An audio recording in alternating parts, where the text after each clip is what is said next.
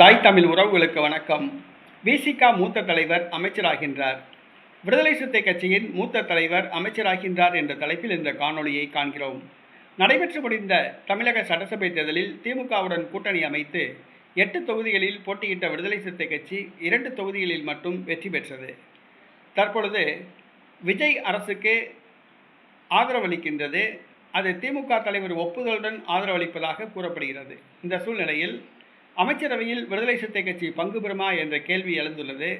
ஆனால் தற்பொழுது அதிமுக ஆதரவை தமிழக வெற்றி கழகம் பெற்றுள்ளதால் விசிக, கம்யூனிஸ்ட் கட்சி, இந்திய யூனியன் முஸ்லீம் லீக் கட்சி ஆகியவற்றின் ஆதரவு இல்லாமல் ஆட்சி நடத்தலாம் என்ற நிலைக்கு தமிழக வெற்றி கழகம் வந்துள்ளது.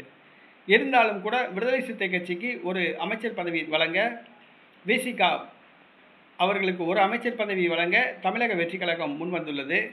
விடுதலை சிறுத்தை கட்சியின் மூத்த தலைவர் வன்னியரசு திண்டிவனம் தொகுதியில் குறைவான வாக்குகள் வித்தியாசத்தில் வெற்றி பெற்றவர். கடந்த முறை தோல்வியடைந்தார். அவருக்கு அமைச்சர் பதவி வழங்க தமிழக வெற்றி கழகம் முடிவு செய்துள்ளது. வன்னியரசு இதை ஏற்றுக்கொள்வாரா என்பது தெரியவில்லை. ஏனென்று சொன்னால் தேர்தல் களத்தில் நடிகர் விஜயை மிகவும் தரக்குறைவாக பேசியவர் வன்னியரசு. அவர் ஜோசப் விஜய் தலைமையிலான அமைச்சரவையில் அமைச்சராக பதவியேற்பாரா என்பது கேள்விக்குறி. அதே நேரத்தில் அமைச்சராக பதவியேற்றால் திமுகவை விசிக பகைத்து கொள்ள வேண்டும். பகைக்குமா என்பது கேள்விக்குறி. ஆக விடுதலை சிறுத்தை கட்சியின் மூத்த தலைவர் வன்னியரசு அமைச்சராகலாம் என கூறப்படுகிறது. என்ன நடக்கிறது என்று பொறுத்திருந்து பார்ப்போம்.